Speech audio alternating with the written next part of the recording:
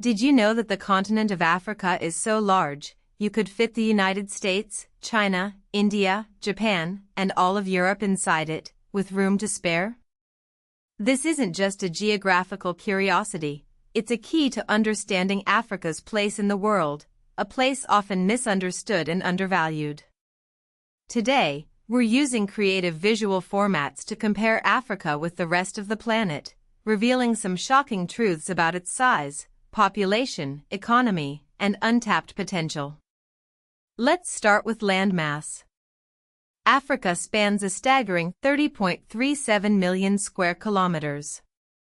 That makes it the second largest continent on Earth, after Asia.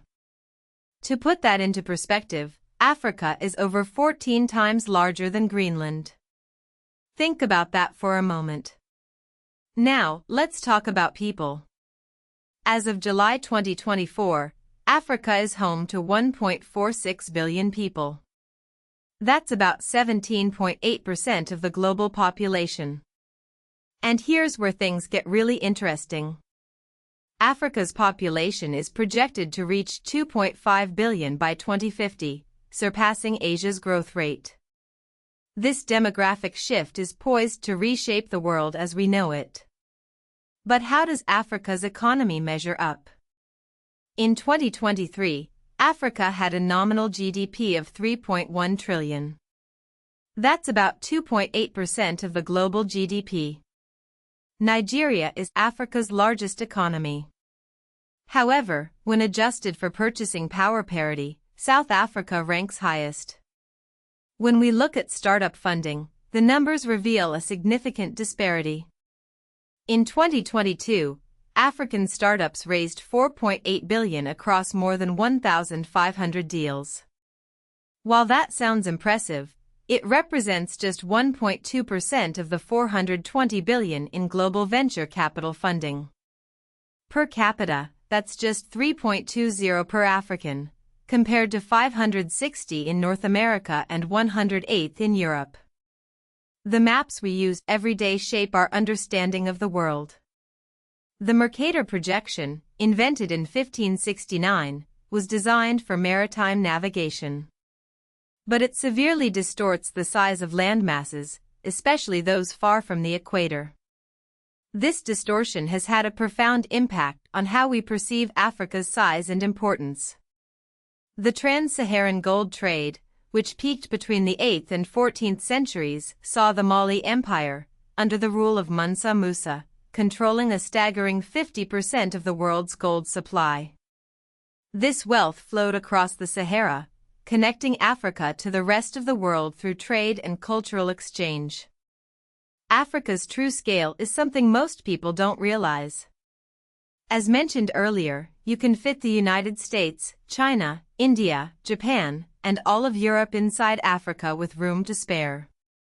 This visualization, popularized by Kai Krause, challenges our ingrained perceptions of the continent.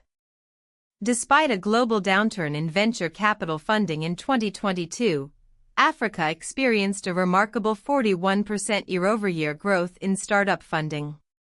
This bucked the global trend and narrowed the funding gap with Latin America.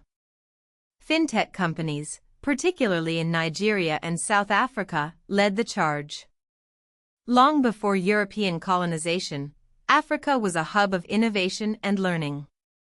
Great Zimbabwe, built between the 11th and 15th centuries, featured massive granite walls constructed without mortar. Timbuktu's Sankore University, founded in 1327, housed an impressive collection of 700,000 manuscripts, rivaling the libraries of Europe. The Mercator projection inflates the size of Greenland by 400% relative to areas near the equator. Africa's true area is equivalent to Mexico, Peru, Afghanistan, France, Spain, Germany, Italy, and the UK combined. Africa has a massive youth bulge. About 60% of Africans are under the age of 25.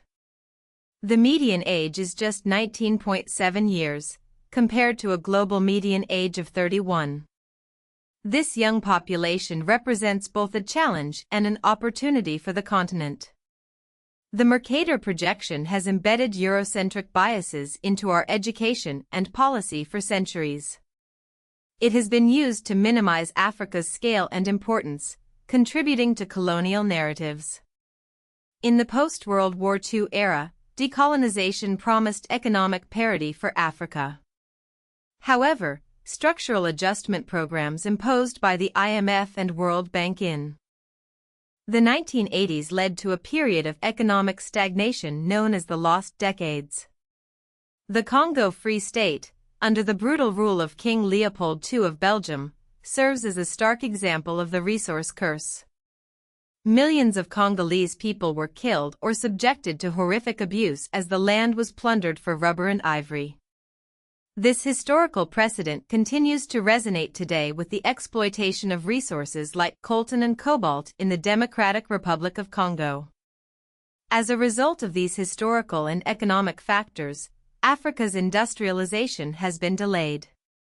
The continent's share of global manufacturing has declined significantly over the past several decades.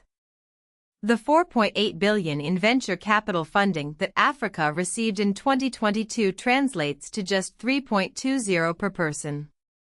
In comparison, Asia-Pacific receives $25 per person.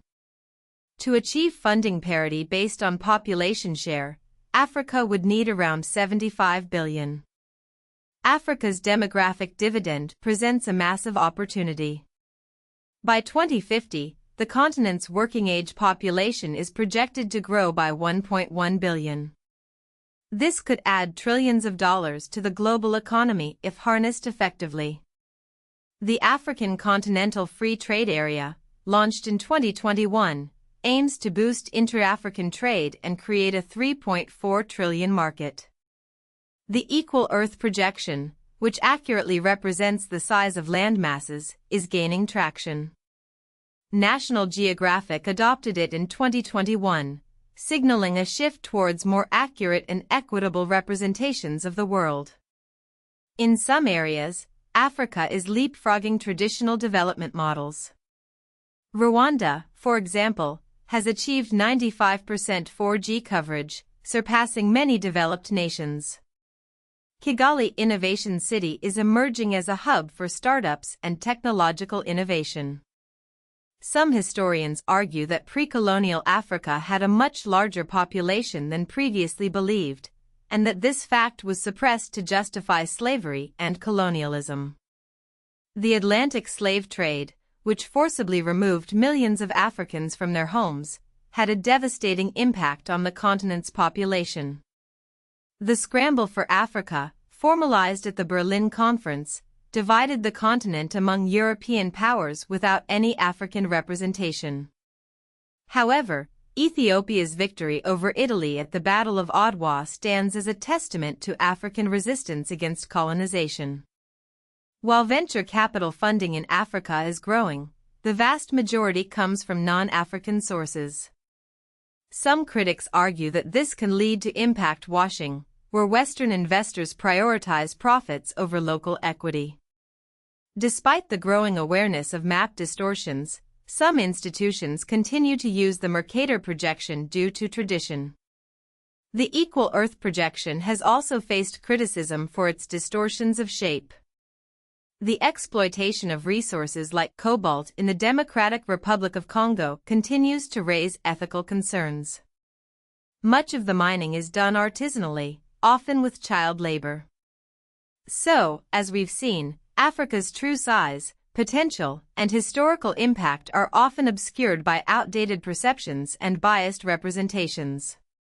By challenging these misconceptions and embracing accurate data and visualizations, we can begin to see Africa in a new light, as a continent of immense scale, untapped potential, and a vital role in shaping the future of the world.